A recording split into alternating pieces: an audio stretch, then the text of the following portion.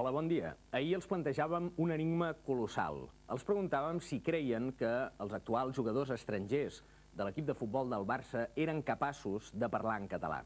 La resposta és afirmativa, rotundament sí. Per demostrar-ho, ens acollirem a una de les tradicions més riques de l'enigmística catalana. Una tradició que es basa en el convenciment que el català és la mare de totes les llengües. Aquesta tradició confegeix una sèrie de frases amb lletra catalana i música forana. Se la van inventar els amics del dramaturg Pitarra a finals del segle XIX i està recollida per Artur Cuyàs en una publicació ben curiosa que publicaven els catalans a Nova York a 1874, a la Llumenera de Nova York. En aquesta publicació trobem frases amb música, per exemple, francesa, que no ens costaria gens d'imaginar en boca del defensa del Barça, Laurent Blanc. Frases com ara: "Amb fang del carrer m'he embrutat el pantaló", o "Com m'encisa la verdor del julivert", o "Què és que sé que sap tothom", o encara "Ja ve el marxant, comprem pa?". És evident, però, que en el Barça d'enguany la llengua que domina és el portuguès, fins i tot en la seva variant brasilera.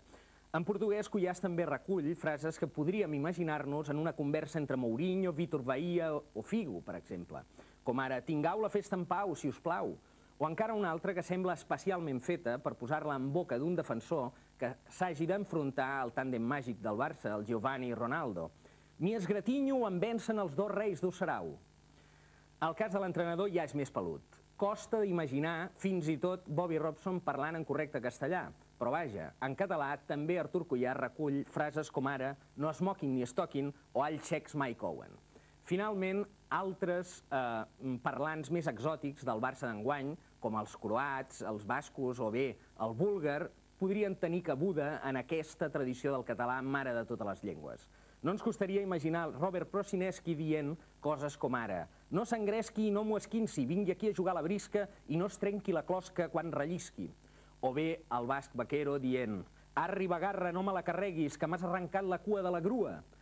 El cas del búlgar no està recollit a la Llumenera, però hem pensat que com que en Christo Stoikov sap llatí, podríem imaginar-nos-el dient "Avis murris porten els nuvis a Gràcia, amb òmnibus gratis, i l'àvia sua".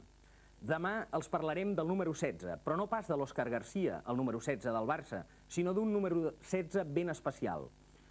Vostès saben per què es feia servir el número 16 durant el setge de Barcelona de 1714?